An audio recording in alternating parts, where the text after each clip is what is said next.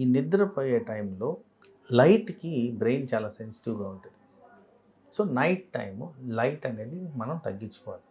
ఈ స్క్రీన్‌లో ఉన్న లైట్ ఏదైతే ఉంటదో, ఇది బ్లూ లైట్ కింద కేటగరైజ్ చేస్తారు. బ్లూ లైట్‌కి, బ్రెయిన్‌కి చాలా సెన్సిటివిటీ ఉంటుందంట సైంటిఫిక్ ఆధారాలు. అలా జరిగినప్పుడు బాడీలో ఏదైతే నిద్రను పుట్టించే హార్మోన్ ఉంటదో, మెలటోనిన్ అంటాం. ఆ హార్మోన్ వచ్చే విధానం తగ్గిపోద్ది. తగ్గిపోయినప్పుడు ఆటోమేటిక్‌గా నిద్ర రాదు. అవును సార్. ఇది ఫ్రీక్వెంట్‌గా మనం గమనిస్తున్న థింగ్. స్క్రీన్ అనేది చాలామందికి వాడకం. తర్వాత మీరు గమనిస్తే ఈ వెస్టర్నైజేషన్ అడాప్టేషన్‌లో లేట్‌గా ఫుడ్ తినడం అవును చాలా సార్. ఎక్కువ మంది చేస్తారు ఈ పని.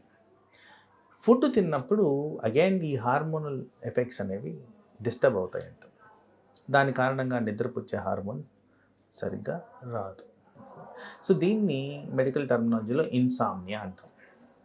So, long standing sleep problems, sleep disturbance వచ్చినప్పుడు ఇన్సామ్నియాకి గురవుతూ ఉంటారు.